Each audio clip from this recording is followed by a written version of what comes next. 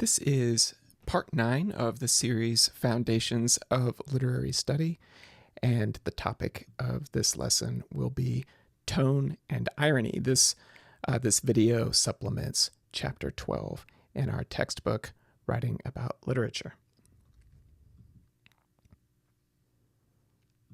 So, not to be confused with mood, which is an aspect of setting and has more to do with the impressions of the reader, tone is about attitude.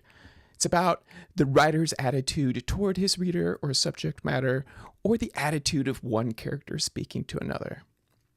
The word tone is usually coupled with a modifier like haughty, playful, condescending, detached, or lugubrious.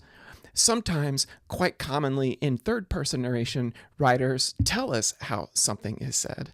But other times, especially in drama and poetry, we infer tone from the speaker's situation, word choice, and syntax, which can be harder, a little more challenging, and requires more careful reading and description.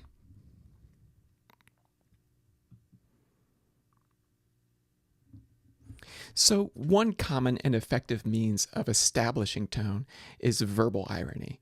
This involves saying what one does not really mean, or implying more than what is said. It requires readers to be sensitive to discrepancies and incongruities between words and their meanings.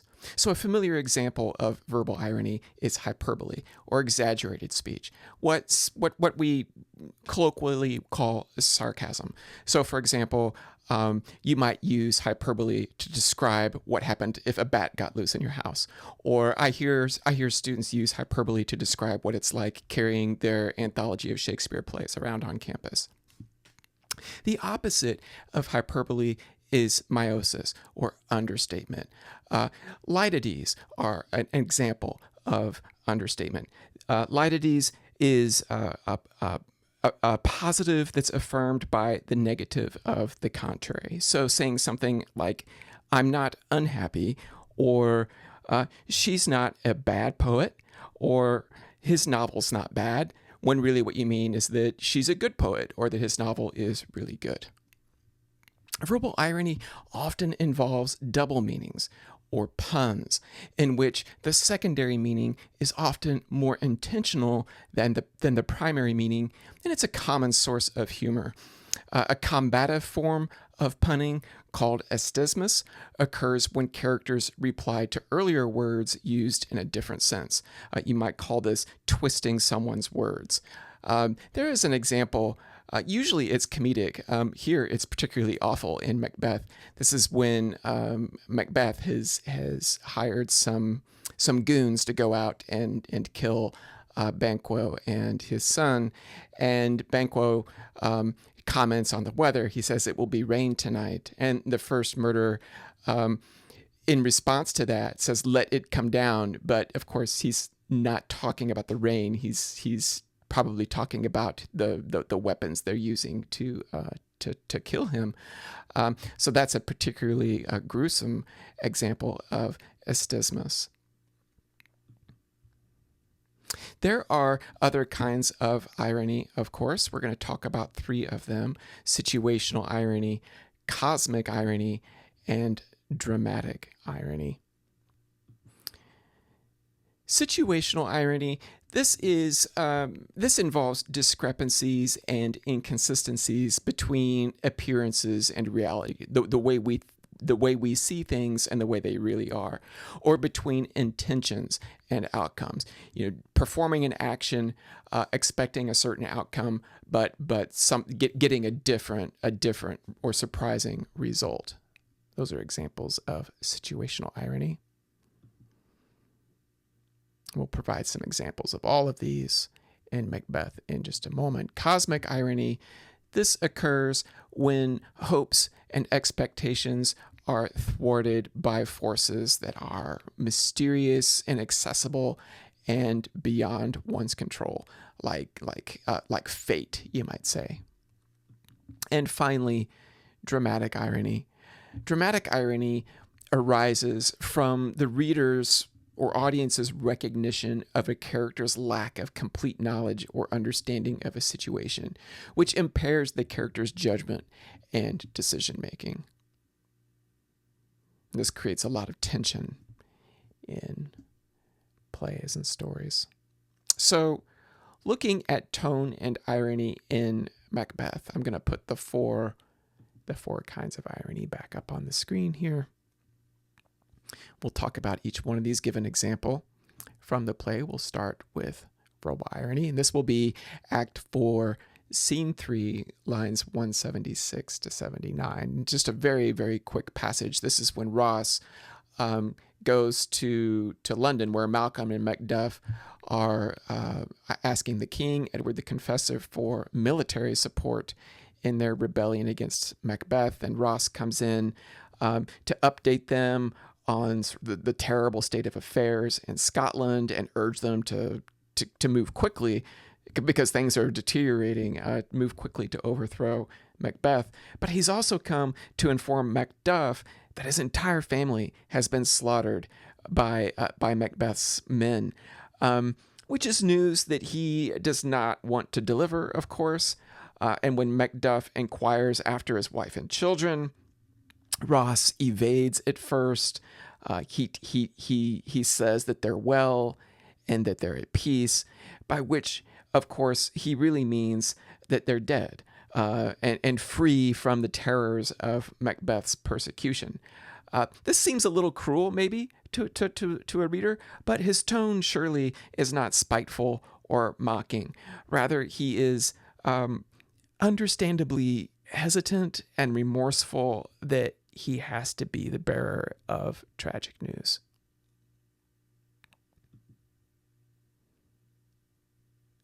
So, situational irony. Looking at Act 5, Scene 3, lines 1 through 7 first, but some of the later scenes are also involved here.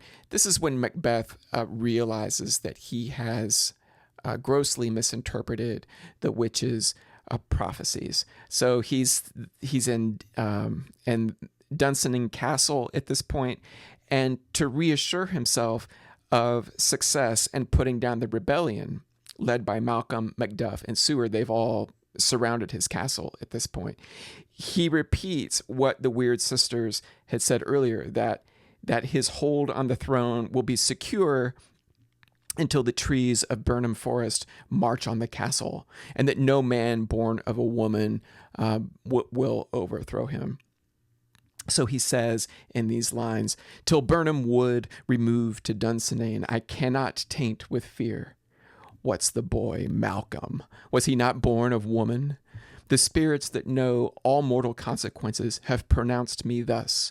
Fear not, Macbeth. No man that's born of woman shall e'er have power upon thee." But we later learn that the rebels have cut down the branches of trees which they carry before them to conceal their numbers. That's in Scene 4, lines 3 through 7 that we're told this. And then a little later, in Scene 7, lines 43 to 46, Macduff reveals great moment of great revelation here, that he was not born naturally, but, and I'm quoting him, but from his mother's womb was untimely ripped. That is, he was born by cesarean section. So interestingly, just a curious little note here, that line 46, which is untimely ripped, is a rare half line in Macbeth with only two iambs, or two stressed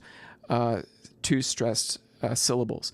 So instead of the usual 5. So Macduff was born prematurely, and the line ends prematurely.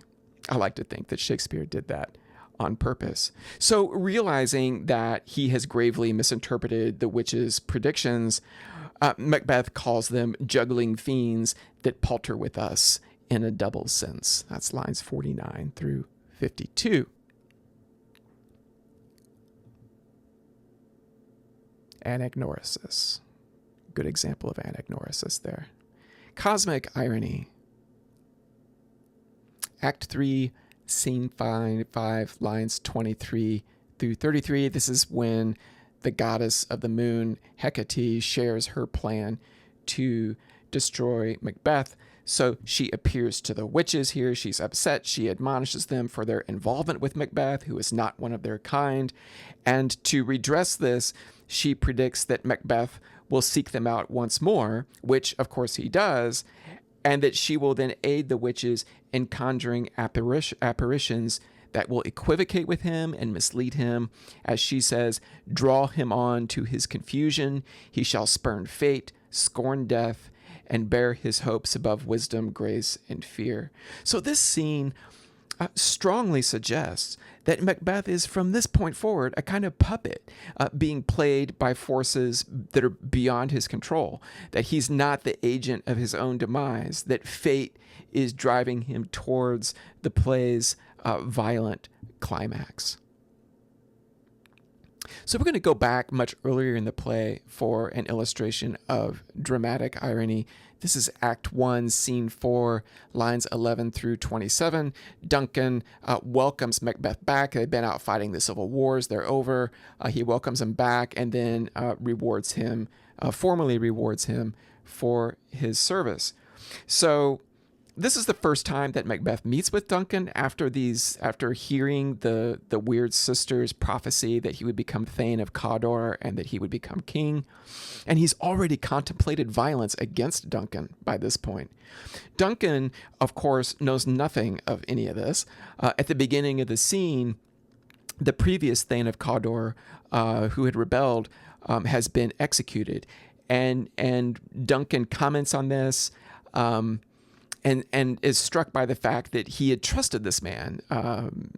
And he tells his son Malcolm here that there's no art to find the mind's construction in the face.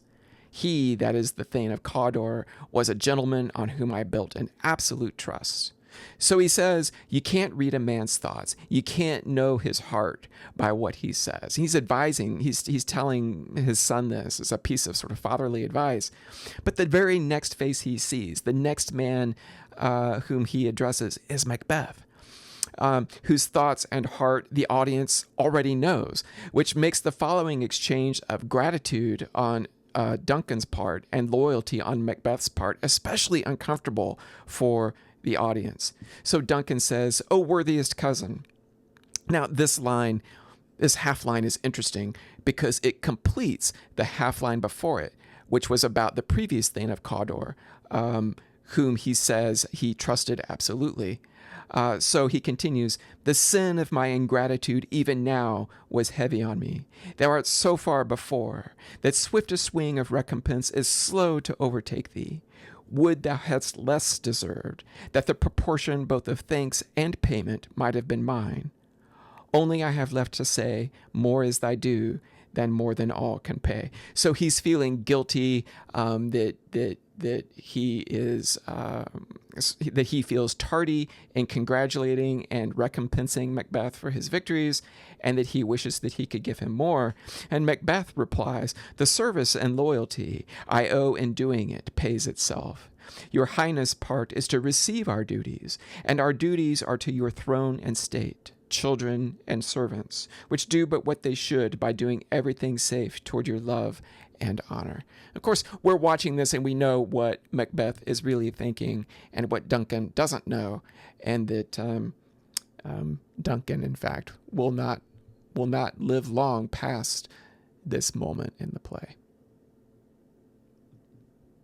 So having given you some examples of different kinds of irony and some questions for discussion over our reading this week, which is Hawthorne's Young Goodman Brown and John Donne's poem, The Flea, what do you think is noteworthy about the tone of the dialogue between the characters in Hawthorne's Young Goodman Brown?